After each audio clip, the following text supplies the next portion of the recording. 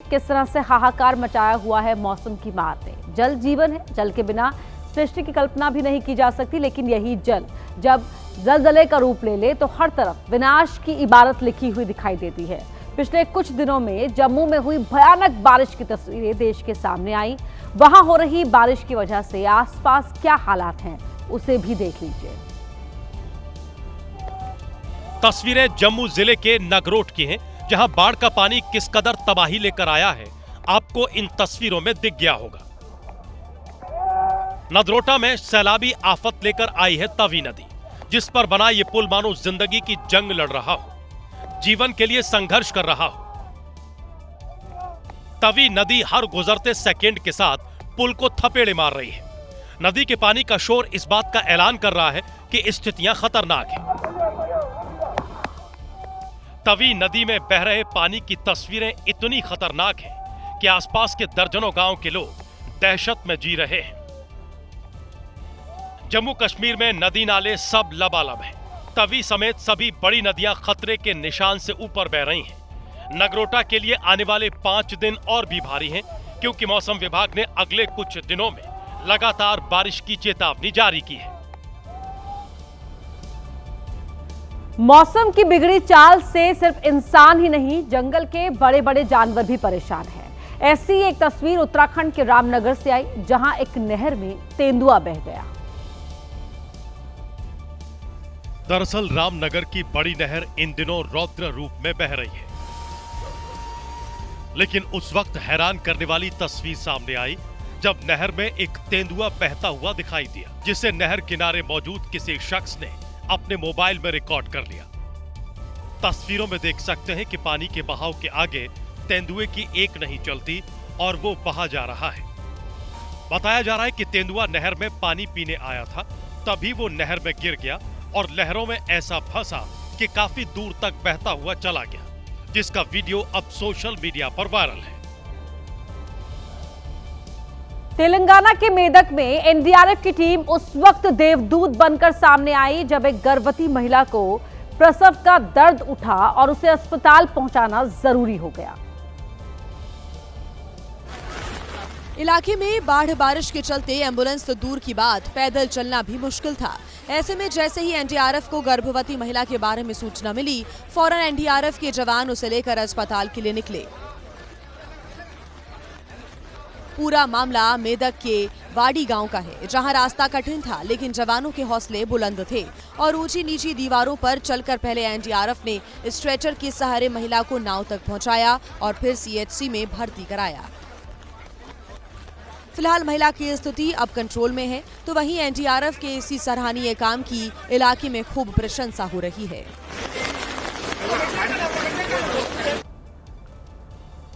वहीं यूपी के गोरखपुर में उस वक्त अफरा तफरी का माहौल हो गया जब एक अस्पताल में भीषण आग लग गई। देखते ही देखते आग की लपटें अस्पताल की दूसरी मंजिल तक पहुंच गई। अस्पताल का एक हिस्सा धू-धू कर जलने लगा। आग की लपटें इतनी तेज थीं कि उससे अस्पताल का एक गेट जलकर खाक हो गया। साथ ही दूसरी मंजिल पर भी काफी नुकसान पहुंचा। आग से मरीजों और तीमारदारों में हड़कंप मच गया।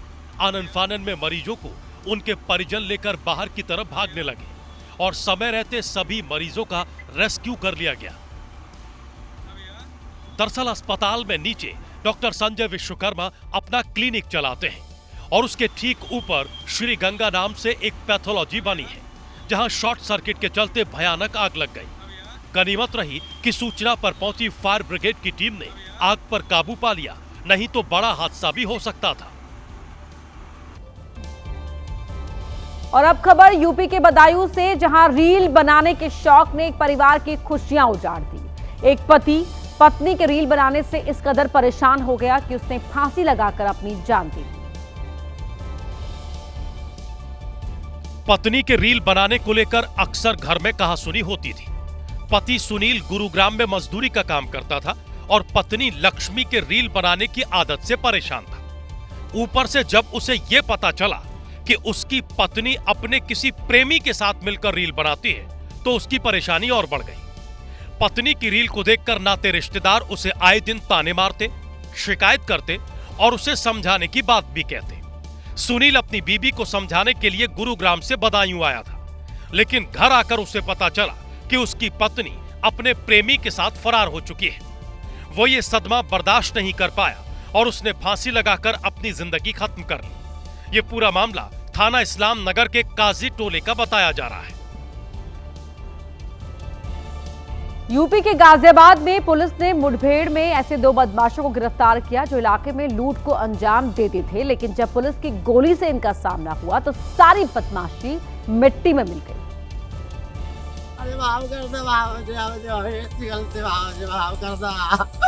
ये वही अपराधी है जिसने गाजियाबाद में न जाने कितने लोगों को लूटा, कितनी महिलाओं की सोने की चैन छीनी, लेकिन जब पुलिस की गोली पैर में लगी और मौत सामने खड़ी दिखाई दी तो माफी की गुहार लगाने लगा।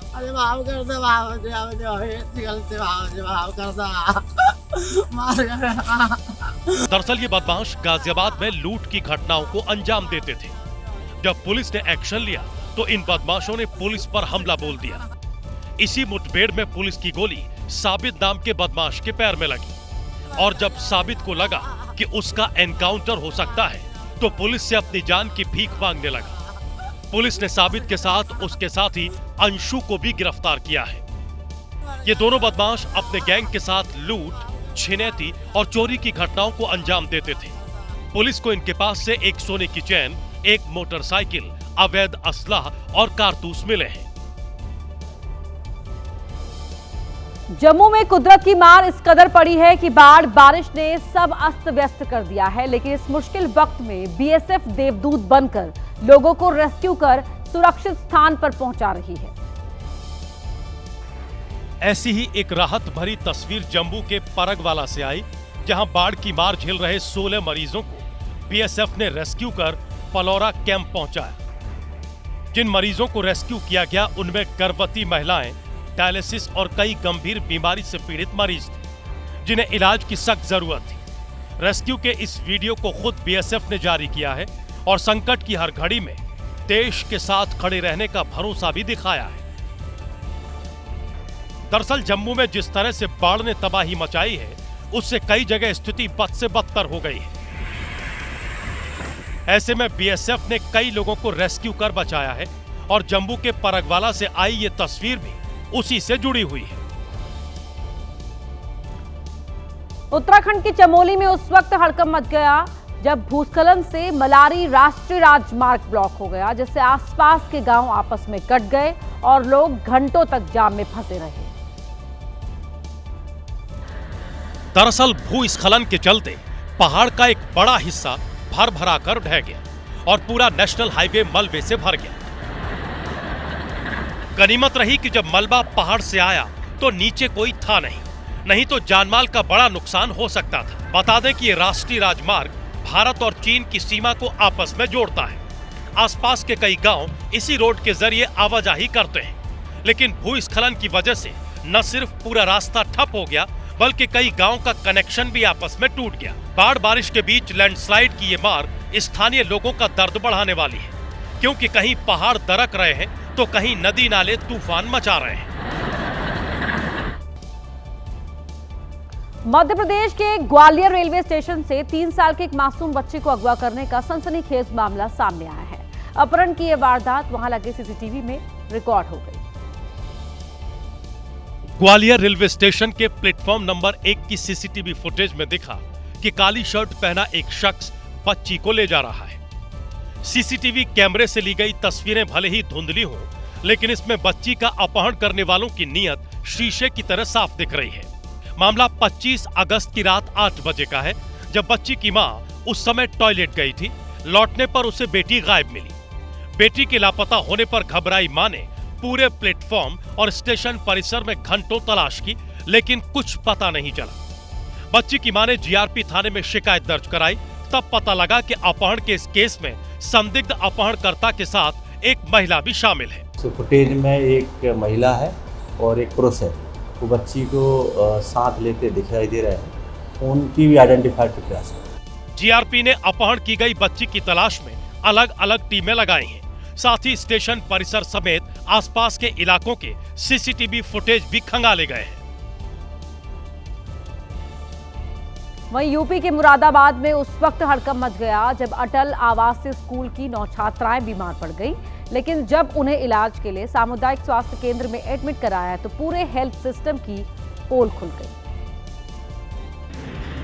तस्वीरों में देख सकते हैं कि बच्चियां दर्द से कराह रही हैं और एक ही बेड पर दो बच्चियों को लिटाकर ड्रिप चढ़ाई जा रही है। ये हाल मुरादाबाद के सामुदायिक स्वास्थ्य केंद्र का है, जहां बीमार बच्चियों को इलाज के लिए लाया गया था, लेकिन अस्पताल ने लापरवाही की सारी हदें पार कर दी। सवाल ये है कि बच्चियां बीमार क्यों हुई, क्योंकि एक तरफ सवाल हॉस्पिटल में इलाज के दौरान लापरवाही का है, तो दूसरा सवाल अटल आवासीय स्कूल के खानपान और सफाई का भी है कि आखिर इन सब के लिए किसकी जवाबदेही है। अब खबर उत्तराखंड के उधम सिंह नगर से, जहां एक टीचर ने गुरु शिष्य के रिश्ते को कलंकित कर दिया, जिसके बाद छात्रा ने खुदकुशी कर ली। करीब 4 महीने पहले की इस घटना का खुलासा अब हुआ है।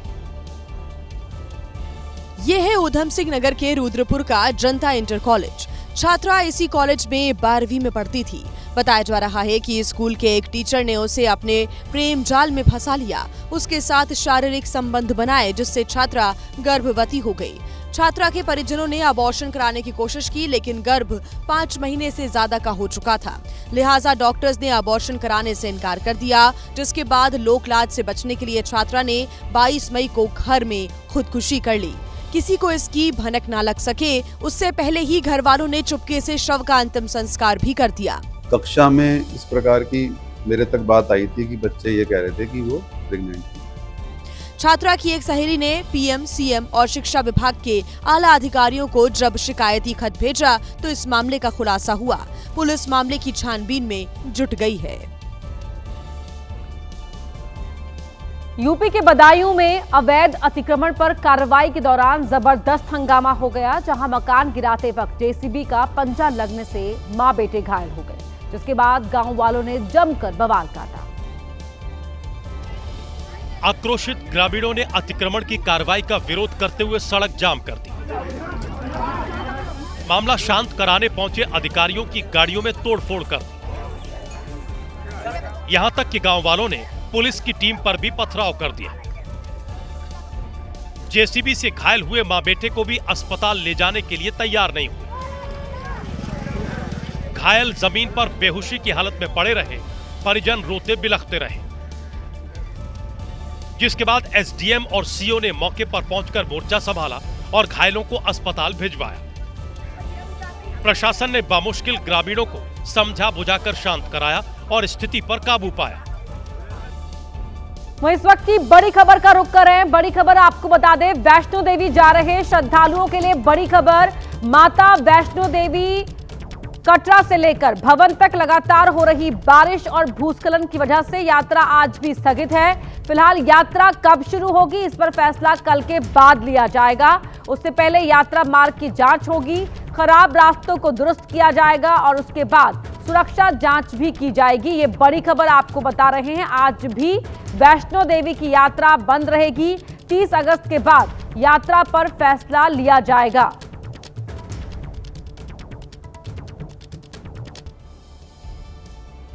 वहीं ग्रेटर नोएडा पुलिस ने 10 लाख की लूट का पर्दाफाश किया है। यहां डेयरी संचालक ने जिस ड्राइवर पर आंख बंद कर भरोसा किया था, उसी ड्राइवर ने उनके खिलाफ साजिश रच डाली।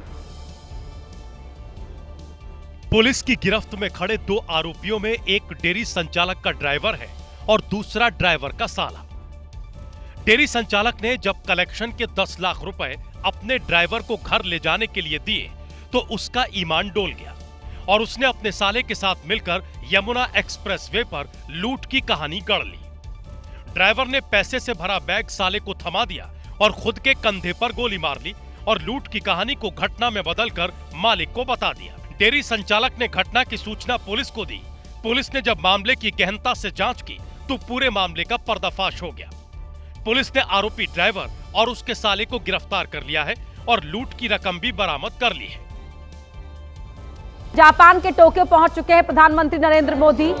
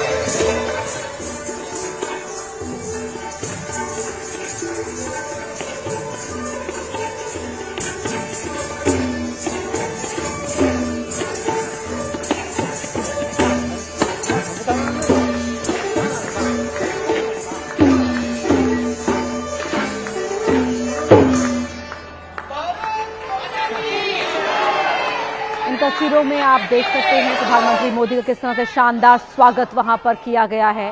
भारतीय मूल के लोग वहां पहुंचे थे पीएम की झलक देखने के लिए और कलाकारों के साथ ही तस्वीरें खिंचवाते हुए आप पीएम को देख सकते हैं। इसके अलावा यहाँ देखिए जापान पहुंचे प्रधानमंत्री नरेंद्र मोदी की तस्वीरें, ये भारतीय जो उनका स्वागत कर रहे हैं।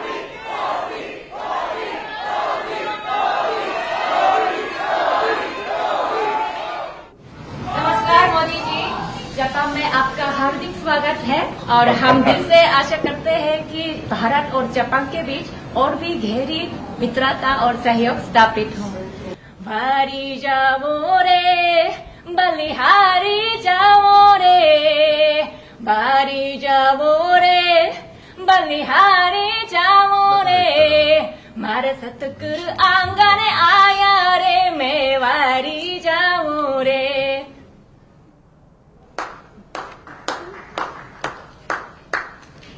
ಜಪಾನಿലേക്ക് സ്വാഗതം.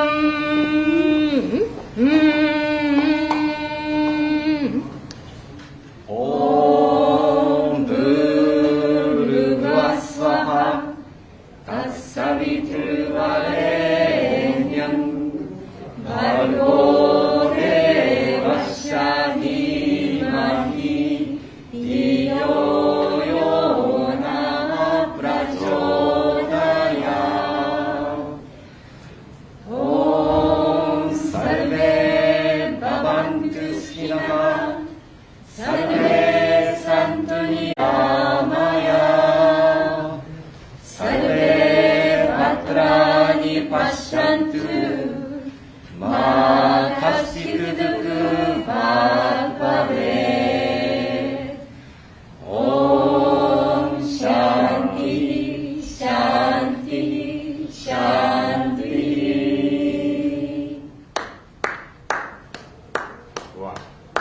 तो गायत्री मंत्र का पाठ भी यहाँ पर किया गया और देखिए जो इस्कॉन से भी यहाँ पर लोग आए, छोटे बच्चे, युवा, महिलाएं, बड़ी संख्या में यहाँ पर आप देख सकते हैं जो भारतीय समुदाय के लोग हैं वो इकट्ठा हुए पीएम मोदी की झलक पाने के लिए, हाथों में तिरंगा।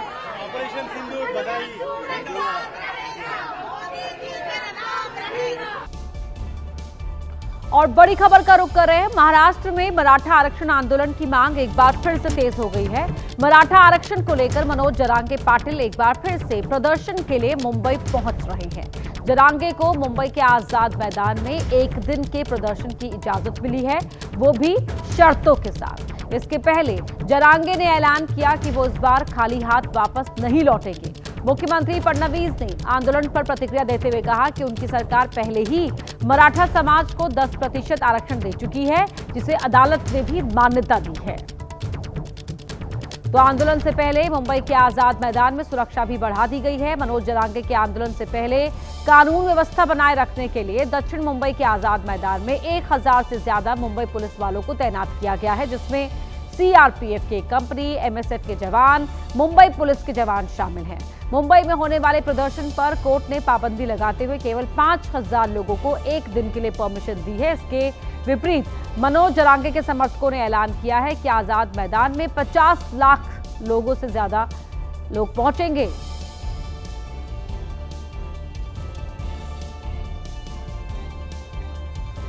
वहीं यूपी के वाराणसी में आवारा कुत्तों के हमले की घटनाएं तेजी से बढ़ रही हैं, इससे लोग काफी परेशान हैं। पिछले कुछ दिनों में आवारा कुत्तों ने कई बच्चों पर हमला किया, जिसका वीडियो भी सामने आया है। बाइक पर पीछे बैठे एक बच्चे को कुत्ते ने काट लिया। सामने आए वीडियो में गली में 2 आवारा कुत्ते बैठे हुए थे, तभी एक बाइक आई जिस पर पीछे से एक बच्चा बैठा हुआ था। जैसे ही बाइक पास में पहुंची, एक कुत्ते ने बच्चे के पैर को अपने जबड़े में जकड़ लिया, जिससे वो बच्चा दर्द से कराने लगा। दूसरे वीडियो में कुत्तों का झुंड एक बच्चे पर हमला करता दिखा। 2 लड़कियां शहर की पत्थर गली से जा रही थी, तभी एक कुत्ता आया और छोटी बच्ची के सीधे मुंह पर अटैक कर दिया, जिससे वो वहीं गिर गई। अगले ही पल वहां कई कुत्ते पहुंचे और उसे नोचने लगे। ये देखकर साथ वाली बच्ची भागकर पीछे छिप गई। बच्चे के चिल्लाने की आवाज सुनकर घरों से लोग बाहर आए और फिर कुत्तों को वहां से खदेड़ा।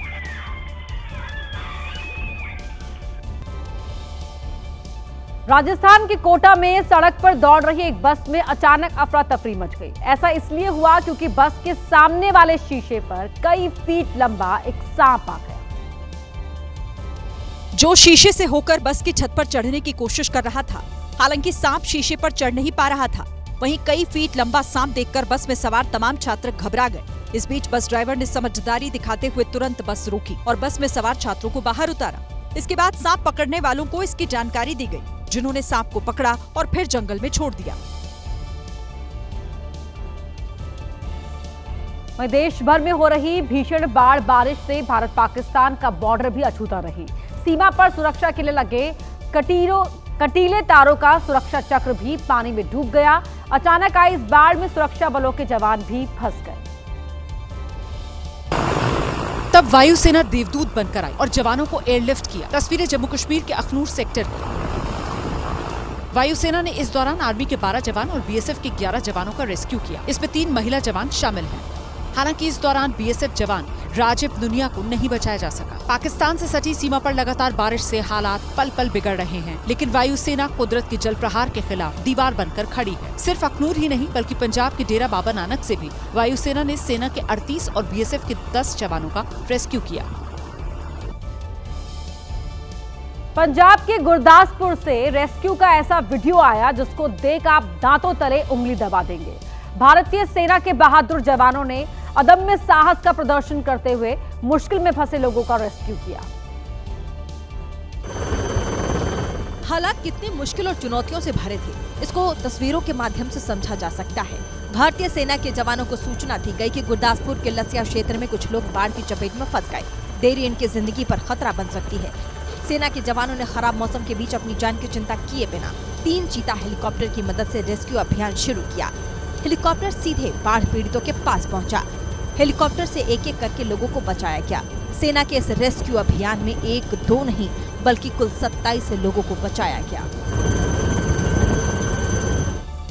बड़ी खबर का रुख कर रहे हैं। बीएसपी में फिर बढ़ा आकाश आनंद का कद। आकाश आनंद को एक बार फिर से राष्ट्रीय संयोजक बनाया गया है और अब मायावती को सीधे रिपोर्ट करेंगे आकाश आनंद। ये बड़ी खबर इस वक्त की आपको बता रहे हैं।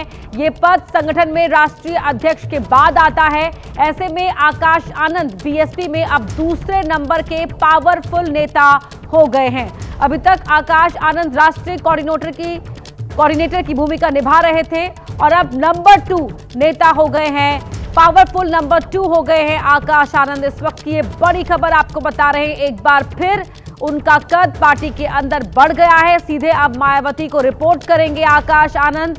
इससे पहले आपको याद होगा कि एक बार विवाद हुआ था, उस विवाद के बाद मायावती ने आकाश आनंद को पार्टी से बाहर कर दिया था और फिर एक समय बाद वापस पार्टी में उन्हें लिया गया और अब Akash Anand powerful number 2 BSP के अंदर हो गए हैं।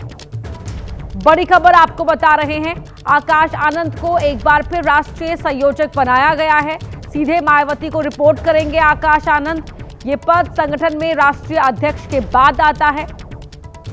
विवेक राय हमारे सहयोगी फोन लाइन पर हमारे साथ जुड़ रहे हैं। विवेक, एक बार फिर आकाश आनंद को पावर मिली है यहाँ पर?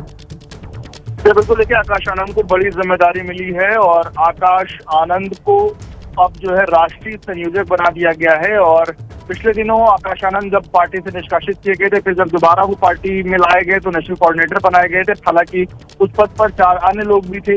अब इकलौते राष्ट्रीय संयोजक का जो पद है उस पर उनको जिम्मेदारी दी गई, यानी कि मायावती के बाद दूसरे नंबर पर अब आकाश आनंद बहुजन समाज पार्टी में हो गए हैं। इसके साथ ही साथ आपको बता दूं कि आकाश आनंद की उस जिम्मेदारी के अलावा कुछ और भी जिम्मेदारियां लोगों में दी गई हैं। 16 अलग अलग राज्यों के जो प्रदेश अध्यक्ष हैं वो बनाए गए हैं। इसके अलावा जो राष्ट्रीय कोऑर्डिनेटर्स हैं उनको भी अलग अलग जो जिम्मेदारियां हैं वो भी दी गई हैं, जिसमें अगर बात की जाए बड़े तो बदलाव यहाँ पर संगठन के अंदर बीएसपी ने किए। वहीं यूपी के कन्नौज में एक शख्स अपनी बीवी की बहन के प्यार में इस कदर पागल हो गया कि हाईटेंशन टावर पर चढ़ गया। घंटों की कड़ी मशक्कत के बाद युवक को नीचे उतारा गया। वो भी तब जब खुद साली मौके पर आई और नीचे उतारने की गुहार लगाई। चांदनी के कहने पर युवक तुरंत नीचे उतर आया। 28 साल का नवल किशोर सुबह 9 बजे ही टावर पर चढ़ गया और साली से शादी की जिद करने लगा। नवल किशोर की पहली शादी लाली से हुई थी, लेकिन उसकी मौत हो गई, जिसके बाद नवल ने अपनी दूसरी साली सपना से शादी कर ली, जिससे उसकी एक बेटी भी है। लेकिन कहानी में असल ट्विस्ट तब आया जब नवल का दिल अपनी तीसरी साली चांदनी पर आ गया। अब नवल चांदनी को पाने के लिए हाईटेंशन टावर पर चढ़ गया है। करीब 6 घंटे की मशक्कत के बाद नवल को नीचे उतारा गया और इलाज के लिए अस्पताल में एडमिट करवाया गया।